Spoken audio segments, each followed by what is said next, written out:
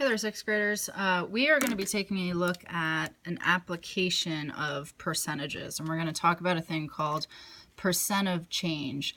And what percent of change is it describes how much our numbers are changing in comparison to the original amount. So, for instance, if we talk about somebody who loses 50 pounds of weight, that's a good amount of weight, but if we compare two separate people, maybe you've got somebody who originally weighed, I don't know, let's go extreme, somebody who's 100 pounds and they lose 50 pounds.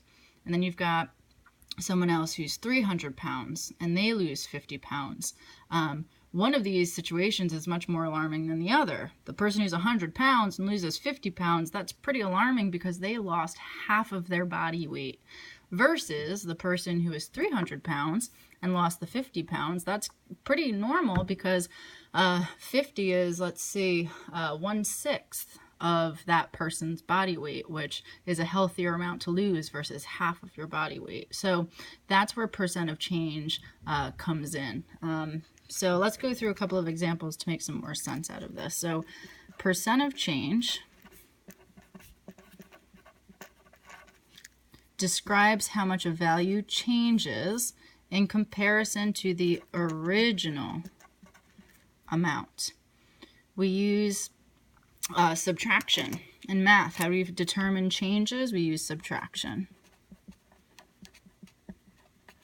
So that's precisely what we'll do. So when you're computing percent of change, I know this seems like a very complicated formula. It's really not if you sit back and think about the meaning of percent of change. What we're doing is we want to find, first of all, how much did the thing change?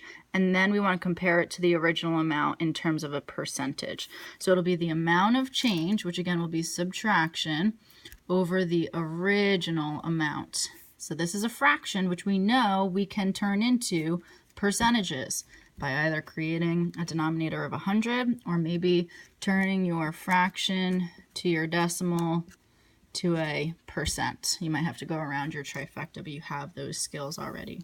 So if the original, if the original quantity is increased, we call it a percent of increase.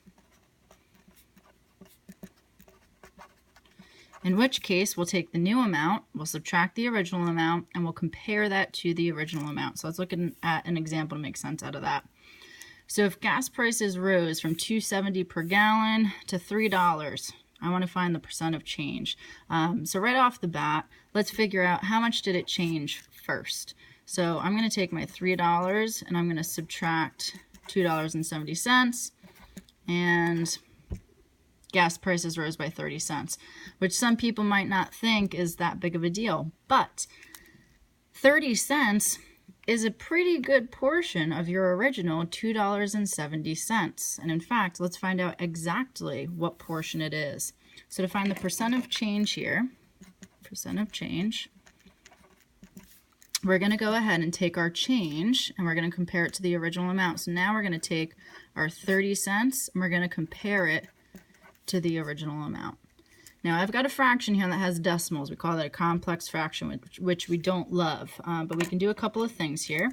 I know right off the bat I can get rid of my zeros because I have a 0 on top, 0 on bottom. Essentially what I'm doing is dividing by 10, getting rid of those zeros.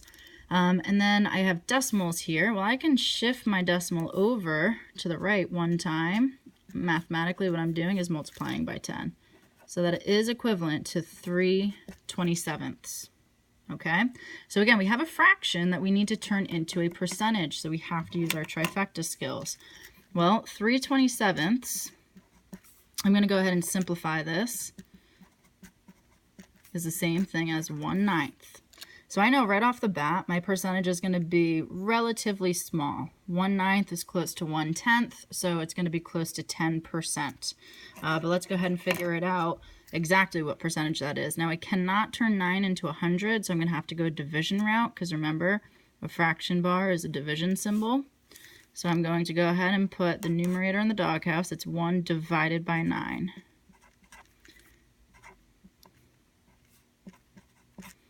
Oh, and it appears we will get a repeating decimal. So we get 0.1 repeating. Now, what is that as a percentage? Remember, you shift the decimal to the right twice. That is 11.1% repeating.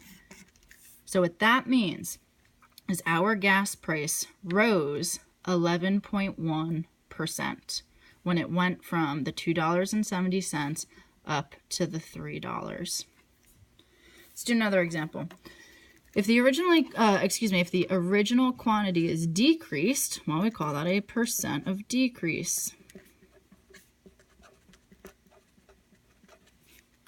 And in this case, we'll take the bigger amount, which will be the original amount, and we'll subtract the new amount. And we will then subtract the new amount. And again, we will always compare it to the original amount. So for instance, let's talk about, again, weight loss here. Justin weighed 160 pounds in 2016, and now he weighs 145 pounds. I want to know what percentage of his weight did he lose. So the first thing we need to do is figure out the change. So we've got 160 minus 145. He lost 15 pounds, which is all fine and good, but I want to know what percent is 15 out of the original 160. So let's go ahead and figure out our percent of change. So I'm going to take the amount that it changed, which is 15, and I'm comparing it to my original 160. Again, this is a fraction. I have the skills to convert fractions to percentages. If we think about our trifecta, we can go from fractions to decimals to percents. I can go from this fraction to a decimal by dividing, but I'm going to simplify first to see if maybe it makes my life a little bit easier. So I'm going to divide the top and bottom by 5, and I get 3 over 32. Okay, now this is not a very nice denominator, which means I'm going to have to go division route. So this is going to be 3 divided by 32. I'm going to tack on a decimal and some zeros. 0, bring your decimal straight up. 32 goes into 30 0 times. So now I need to think about how many times does it go into 300. I do believe it goes in 9 times, and that's going to be minus 288. That is a difference of 12. Going to bring down a 0.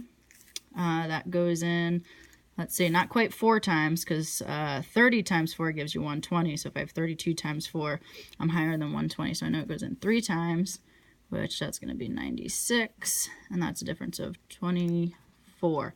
I'm going to go ahead and stop here. I know I didn't say in the instructions, but I'll usually say, just go ahead and go 3 decimals deep, because what is this as a percentage? Well, that is 9.3%. So he lost 9.3% of his weight. And that's reasonable, because if we think about if he originally weighed 160 pounds, 10% would have been 16 pounds. Had he have lost 16 pounds, he would have lost 10% of his weight. He lost just a little bit less than that, and 9.3% is just a little bit less than 10%.